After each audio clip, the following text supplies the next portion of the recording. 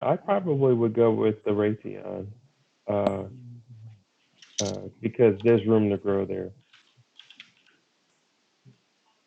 Right. Whoo! Do you see this? You weren't playing. Look at this. Welcome to TWAT, the world according to task, the most important podcast on the planet. You, how do you know what's going on in the defense industry? Like, what's your is this something that you're just interested in the same way I'm interested in the film and the cruise industry? Is it something that were you raised by the Raytheon company in the lab? Like, what's your deal with these guys? Uh, the deal is that my entire beginning career experience was in the defense industry, and it's a definitely unique field. It expands the world, and it covers just about every person in America in some form or fashion. And you get to learn a lot about the military, the government, and being in a company structure, working in these various places. So I've been working for almost three defense contractors over the last 25 years. So, what kinds of things do the defense contractors? What kind of things do they make? When I think of defense contractor, I think of missiles, bombs, fighter jets, rail guns. What else? What else? What other kind of things that may not be the first things that come to my mind that the defense industry is involved in? A lot of it, like you said, is based on weapons and things that support the warfighter. Most of the things that a lot of people don't know is that there's a bunch of technology that goes into the defense industry as well. So a lot of radio communications, a lot of satellite communications, a lot of image processing, building up. And nowadays, over the last couple of decades, we've been building up the computer IT industry part of that. So the data analytics and modelings of threats and all those things. So varied across every defense contractor is a subset of all those services that contributes to the portfolio. Most of the time, they help build the bigger items there, the ships, the planes, and the satellites. Oftentimes, it goes into information networks, into cyber space, and into even state and local governments. Okay. All right. All right. All right. Well, let's get into it then. Where do you want to start? So I've been tracking the defense contracting industry specifically for the U.S. companies over the last 5 years. Uh, uh, Being that in most cases, uh, the defense industry gets their money primarily from the government, and as the government's needs and interests lie in protecting the country, uh, so too are the budgets and the things that are right to that. So you've got a lot of uh, innovation in those defense contracting industries. But what's more important is that most of the defense contractors are public facing, they're publicly traded companies, and they often miraculously do very well. Uh, they build over time through mergers and acquisitions, through uh, again through having nice long contracts with the government, and that value is very influential in that. So if you want to invest your money in a defense contractor, there are about eight or nine really good solid candidates. And what we want to talk about today is the approach that you probably should look at when you're looking at a defense contractor as far as buying or investing in their public stock offering. You said the purse that we should look at. What did you say? I didn't Uh, catch that. I said that you should look at some of the things that there are some factors that you should consider Okay. when buying defense contractor, Okay. the Understood. publicly traded companies. Yeah. Understood. Understood. Okay. I have two images that that you asked me to put to that you shared with me for your presentation, Yeah, And yeah, right now, I have the top 100 for 2019. yeah, yeah. So another good factor about that is being in the Washington D.C. area. There are a lot of media companies that track the defense industry specifically, uh, and you can get good, reliable information about them. In particular, what's really impressive is that Lockheed Martin has been a very strong, if not number one, defense contractor for the last 5 years in the number one positions or in the top five positions of all Yeah, I see that time. last Second, year they were number one, and they're number one this year. yeah, exactly. Boeing is a very strong contender. Boeing is not normally known for making military planes, but Boeing's history started off making some of the most unique and interesting military aircraft back in the 60s and 70s, along with Grumman's and the Northrops and the Lockmars and General Dynamics and things like that. So this varied history into that is what's appealing.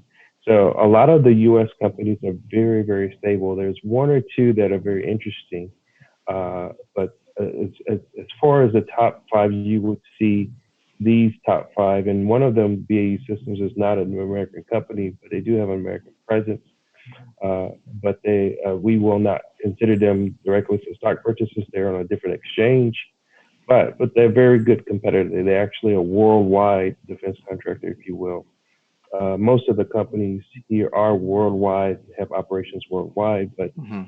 one that serves the worldwide interest um, is notably BAE Systems and Lockheed Martin.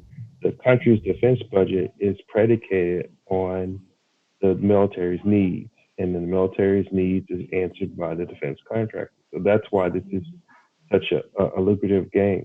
You can always see small dips in presidential transfers from Republican to Democrat, but all in all, the defense budget is the bulk of the U.S. government's budget, right?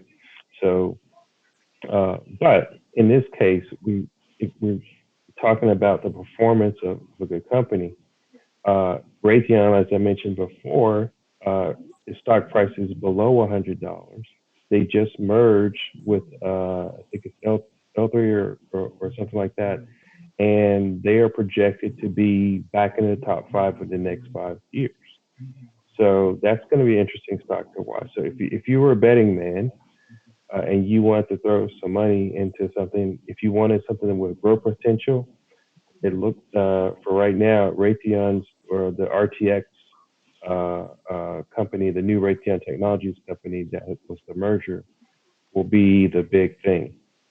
Um, However, if you're looking at General Dynamics, whose performance is going down a little bit, uh, they may begin to look at an M&A activity going forward. Now, according to industry standards, according to industry experts, what really happens and what has happened over the last 30 years is the fact that defense contractors buy companies that suit their needs, right? But Mhm. that pool of companies is getting smaller. So if you were tasked technologies and you had a special niche product that you sold to the defense contractors for said product B, there's a possibility that if you are an upstanding company that you will be bought by a defense contractor and roll into their own. So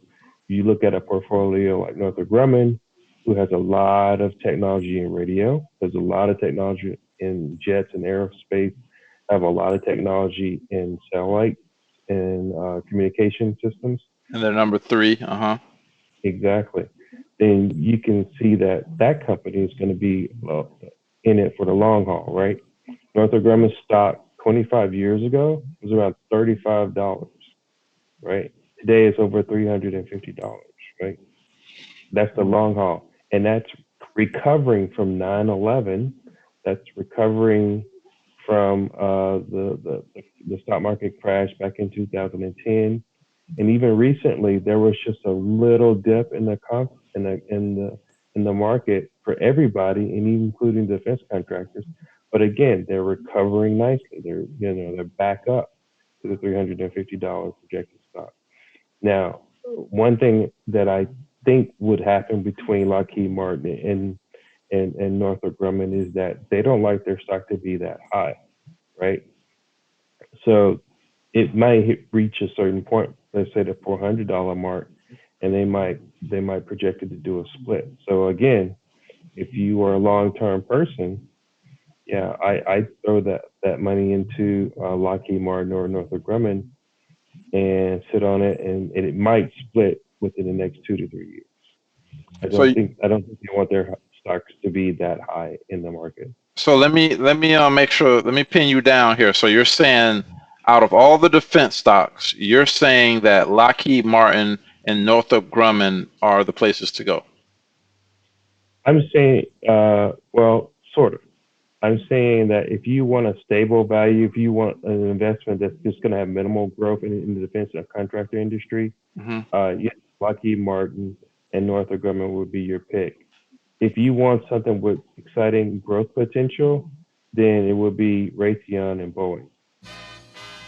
Mm.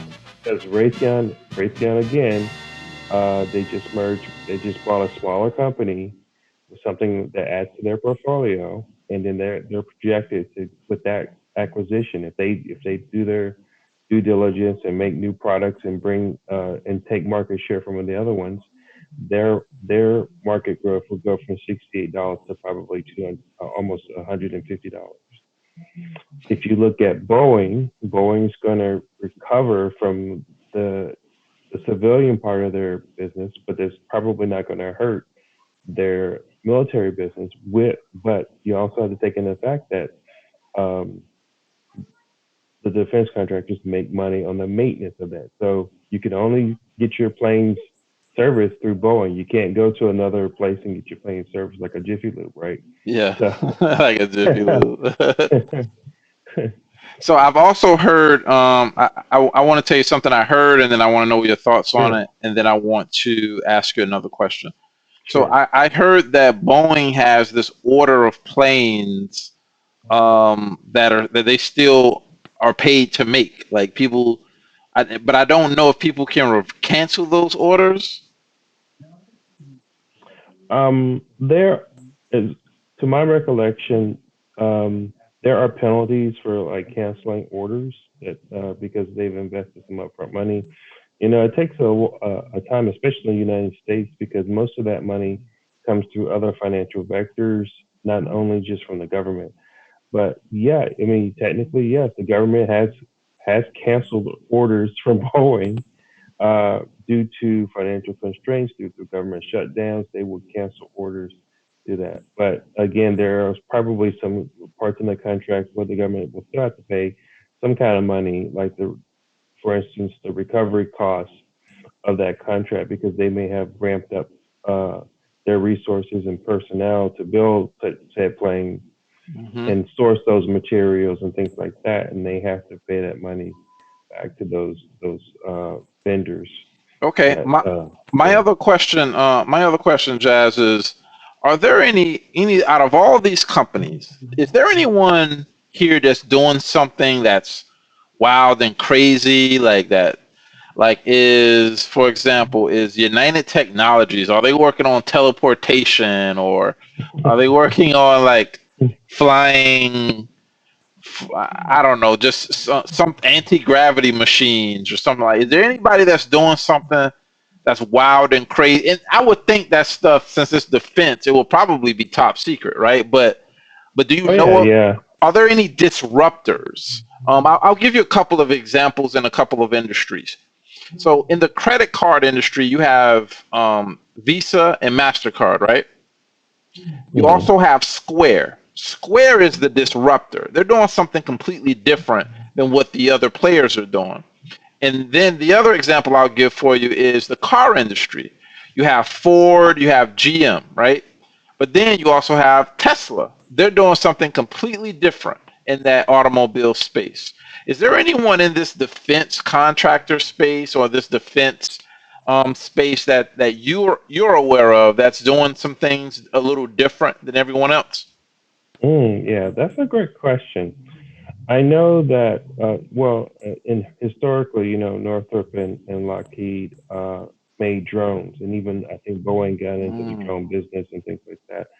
Uh, there have been a lot of research into automation, into robots as well by all those companies mentioned before. Um, but one thing I think, if you want to go on the cutting edge, is um, not really teleportation, but the race to go back to space. Lockheed Martin, Boeing, and Northrop were big players in the space and the Apollo missions and things like that, and hmm getting satellites and things out there.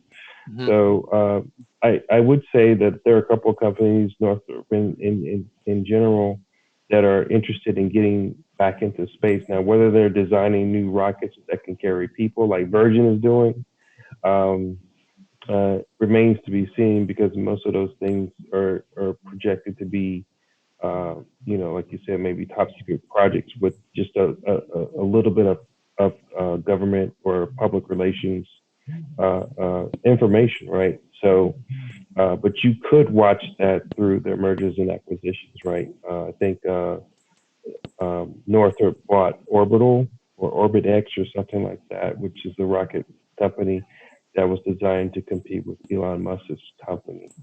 mm So, yeah, right now, I think the race, I think the big force would be, how can we get back into the space race again, and what does that benefit right now? So, like no, like many companies, they'll start in these incremental steps, right? Let's make autonomous rockets. Let's make self-repairing satellites. Let's figure out how we're going to recycle as much as we can going Okay. forward. There are some other things where, for lack of a better word, cybergenics and protective gear, Iron Man suits, if you will. hmm Some of those defense contractors are working on that as well. So I Who think who who that's for the. who's working on? Is it Raytheon? Is it Northrop? Who's working on I, that? I don't have any concrete knowledge, but I do know that there was times where a lot of companies that focus on the war fighter will make protective suits, things like that. There were some things where they would make autonomous robots that kind of also work out with the suits, or what was that? What was the game back in the day where you were the mech tech robots and stuff like that? Uh, Mech Warrior. yeah, Mech Warrior. So those suits like that, that you used to see in Terminator. That stuff still is a thing. So there's a continuation of that until you get it right, right? So the Mech Tech Warrior might be the next, may be the of old fare, but then maybe they're trying to make the next Iron Man suit, right? So self protective suits for the warfighter. That's always been a very good interest for that. Okay. All right. So I want to take a look at these companies at a certain point, but before we do that, I know you had another slide that you wanted to cover, and I have it on the screen right now. I can zoom into it to Yeah, give the folks a better view. So if you'll just give me one moment, let me sure. If you could just zoom in near the dip, that would be great. zoom in at the dip. Okay. Yeah, because you can see here the hit that the defense contractors took. I love how you Uh, use Splunk, by the way. I love it. yeah. So again, tracking the performance through the stock closing price is a way to go. So you can see these trends here. As a matter of fact, you can see that the Raytheon company stopped.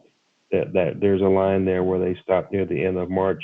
That bottom brown Yeah. black line What is there. this? What is that? Remember, Raytheon merged with IT Technologies or something like that. Hmm. So the new company is called RTX, right? So that was just formed in April, March of this year. So there's a new stock name called RTX, which I don't have data for because they just formed about a month ago.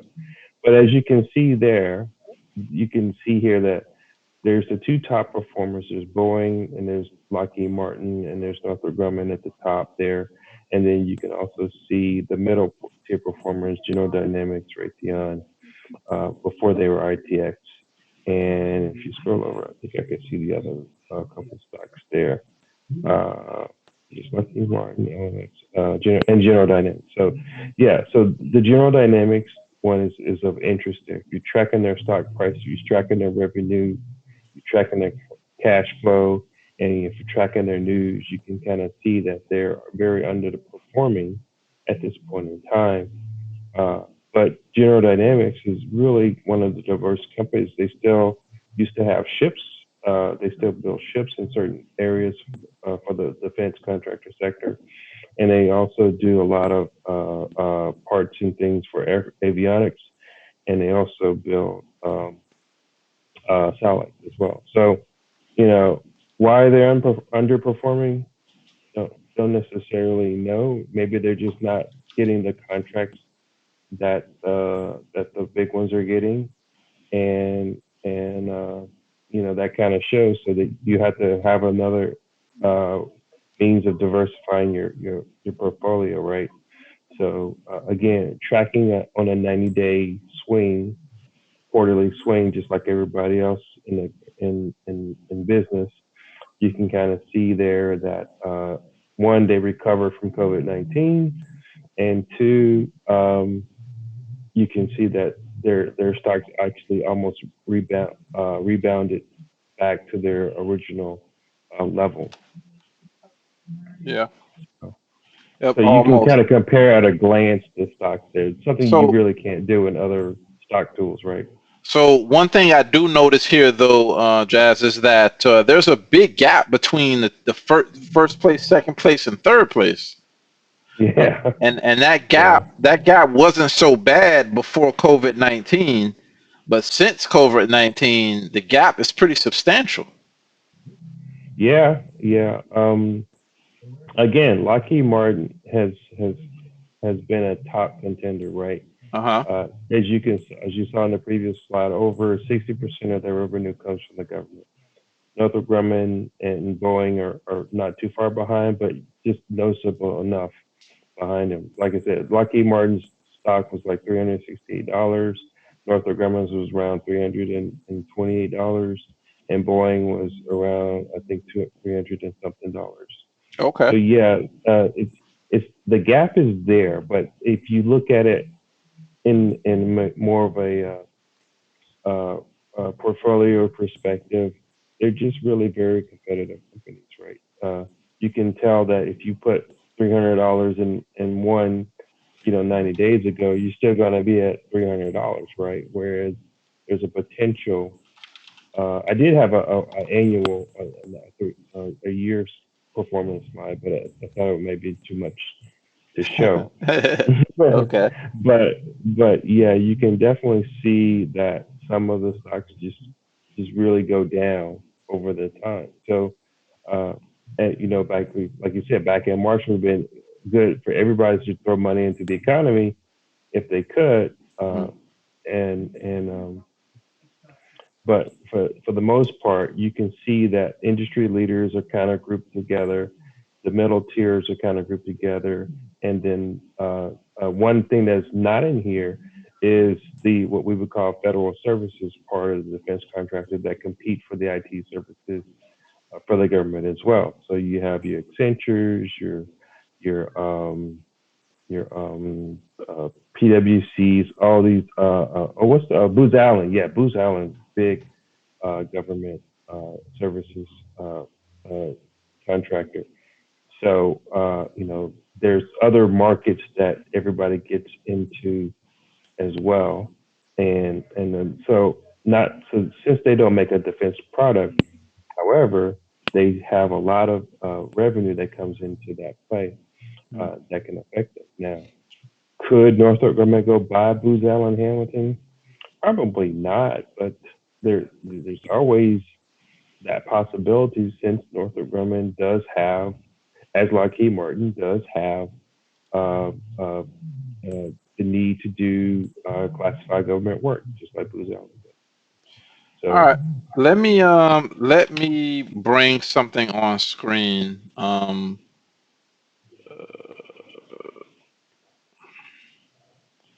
This is what I use to look at my companies when I'm doing research on a company. Let me sure. let me dress this up just a little bit better. Hold on. All right. So we have three companies here. I've pulled up three different um, three of the three companies that you mentioned earlier, and I don't Hmm. believe you can. Oh, yeah, you can see the names. Okay, so this is one of my favorite websites for doing research on a company, and this is called Simply Wall Street. So Nice. if you look at this, what they do here is they do risks and rewards Hmm. on each company. And as you see here, they're saying that that Boeing is trading 48% below its fair value, and they're saying that the debt, their debt, is the only red alert here out of all of these. By the way, like out of all the Hmm. companies, theirs is their debt is not well covered by how much they're making right now. But I particularly like these snowflakes because these snowflakes allow you to look at a company outright. Like when we look at this, we can see here that and actually if you put your mouse over it, it's supposed to give you Hmm. a little breakdown. But I see here that Boeing doesn't pay dividends, and everybody Right. else and these other two companies do. Hmm. And even Lockheed Martin's dividend, if you look at the Snowflake, their dividend is much higher than who was this? Than Northrop. Right. Also, it shows you the snowflakes for the other companies. I also see here that uh, Boeing. Oh, there we go. Boeing is looking good within the next 1 to 3 years, but everything else is just no good. Their financial health is down the drain. They have 0 out of 6 checks here. So that's the reason why you didn't mention them to us, right? Like they're in bad shape. That's what it looks like. And you didn't mention them. Is that like you didn't mention them because of all the turmoil they're going through?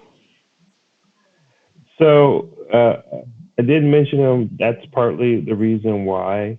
But again, if you also, I mean, and by the way, this is really excellent stuff. This is kind of things that helps you to make these decisions out of the box. Hmm. Uh, but one of the reasons why I didn't mention them again, no, Boeing is a one-trick pony. They only make aircraft, right? They don't make a lot of other things that they can sell back to the government and to the civilian thing.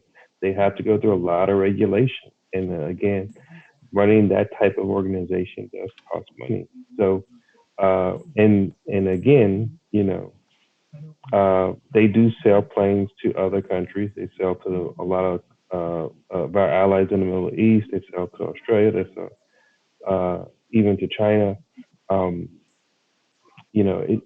it's it's really good. One thing that happens though with them, I think they make too many planes because they're always iterating on a previous plane, right? So um, doesn't matter if you make 400 787s because you can only land them in certain airports in the country and in the world, right? So Yeah. you can't cover every market with those planes, right? So, and I think that Boeing realizes that. But yeah, the financial health is really key, and yeah, you definitely want to know. You have to look at their cash sheet, as they call it, to see that, right? It's really hard to sell planes. So what do they make their money? They make their money on maintenance. As long as they do the maintenance or wherever, then you're good, right? So again, it's hard to sell the plane. Uh, the past performance of all your planes, and remember, a lot of planes last a very long time. There's some DC 10s out there that are still flying, right? DC-10. And I don't know anything about yeah, planes. oh, okay. And the other thing is that the Airbus is a very popular plane too. So Airbus is made over in France. That's a very popular plane. That's the biggest competitor to Boeing at this point. So Airbus is very popular. It's a very economical plane to buy. So if you look at how many planes are in each fleet in America, you're going to see a percentage of them that are going to be between Boeing and Airbus.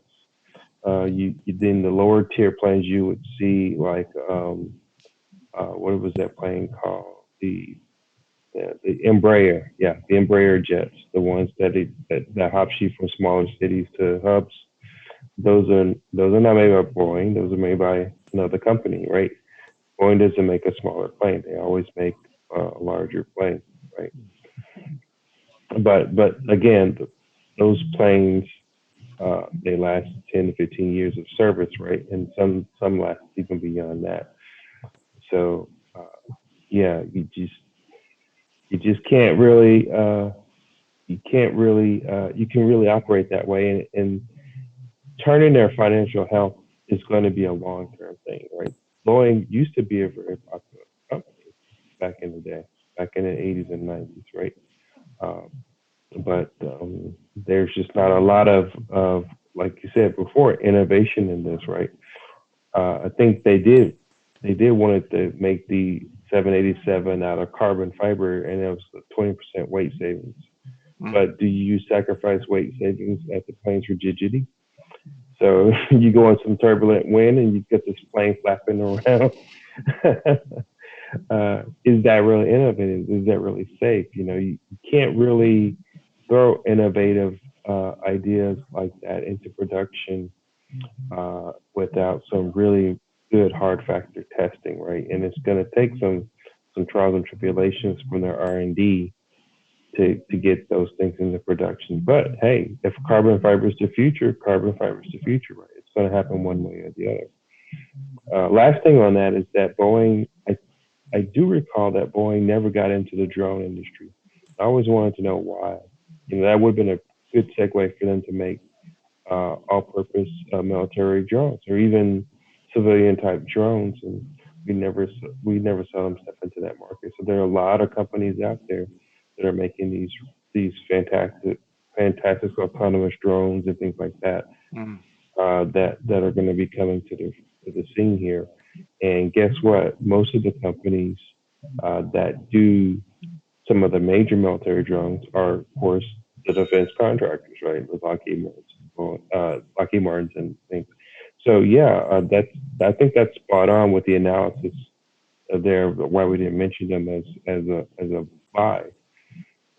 Okay. But some analysts believe that they're going to come back and be a stronger company. Would I put my money in it? Not right now. Still need another 2 or 3 years beforehand. If you were a risk taker, let's say you were a bachelor, Yeah. you were 24 years old, you had some money to burn, but you didn't have it to throw away. I'm sorry, you had some money to gamble, but you didn't have it to throw away. Would Yeah. you then, a 24-year-old Jazzman, would you put your money on Boeing since they're trading at almost 50% of what the market says their fair value is? Probably not. I probably would go with the Raytheon uh, because there's room to grow there. Raytheon.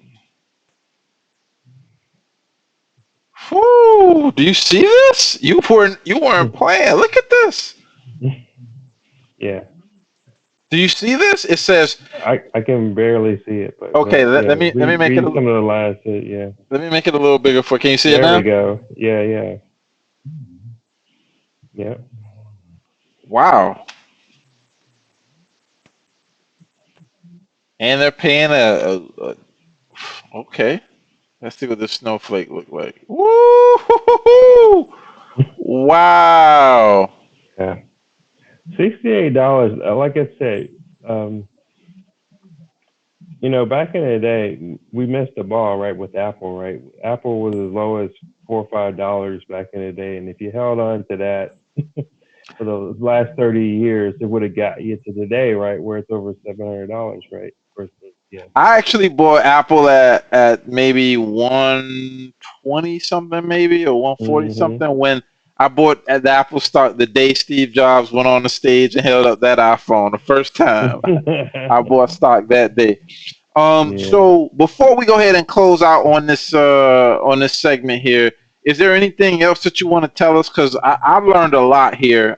Particularly, my biggest takeaway is there are other plays inside this area other than Boeing, and Raytheon looks the best. Just looking at this, I mean, I have to look at some stories on them, but man, I really, really, really like my initial analysis using simply Wall Street. Yeah. Yeah. Um, One, I think the defense contractor industry has a history that you can track a lot. There's three things that you have to consider about the defense contractor industry. One, that the government is the major customer, the government of the United States, I should say. In some cases, there are other governments at play, but, but the majority of that stake is that. Depending on the politics of the situation, the Republican government will invest more into defense, and that brings into more of an economy that suits the war fighter and the military at large, right? Even down to the Coast Guard. The third thing is that this market is super stable.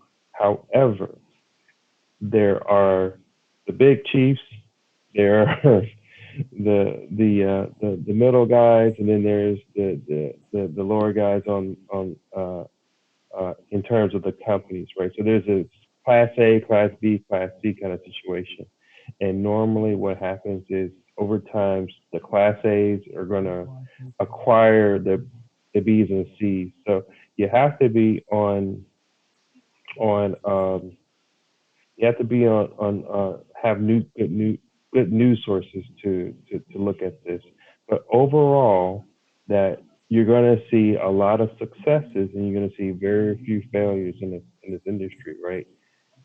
So if you ever see a major failure in something, these guys really recover very quickly. They can recover as little as a month with COVID-19, or as little as 6 months from the housing market crash, or as little as 1 year for 9/11. So the defense contractor industry is very, very stable. It's very, very robust. If you want to do um, have your money in a stable growth situation, invest in the big ones, with the exception of maybe a Boeing. If you want to take a risk, then I would say look at General Dynamics. I would say look and see what General Dynamics can get out of this situation that they're in the next 2 years. And then if you want something that's going to be a future growth potential, then you want to go with the Raytheon Technologies stock and stocks of that nature. Because again, we only touched about 5 to 6. There are over 100 defense contractor companies ranging everything from rockets to radios, and for lack of a better acronym. I mean, not acronym, allegory or comparison, if you will. All right. Well, I wanted to point out one other thing before we get out of here. Sure. So I like to look at February 14th.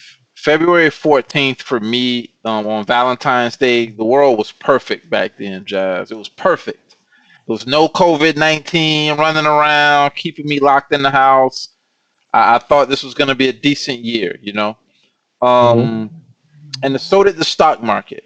So during that time, this stock was $228. It was $228 on a perfect day. When COVID-19 hit on by March 18th, COVID-19, they were $112. So they dropped over $100 from the COVID-19 fall off. And then they made a little push to get better at 156, and now they're at 123 right now. This is why I think they're trading so far beneath their value. That is a visual representation of probably why they're trading beneath their fair value. And Raytheon is now my the new apple of my eye. So thank you. You're welcome. You're welcome. All right. Glad to have been on. All right. Is there anything else before we go ahead and close out? No, man. No, I enjoyed it. I actually learned something. I want to check that site out that you told me about as well to help with my analysis. But no, maybe sometime we could talk about something else next time. Sounds good, man. Sounds good. All right. Well, thank you for your time, and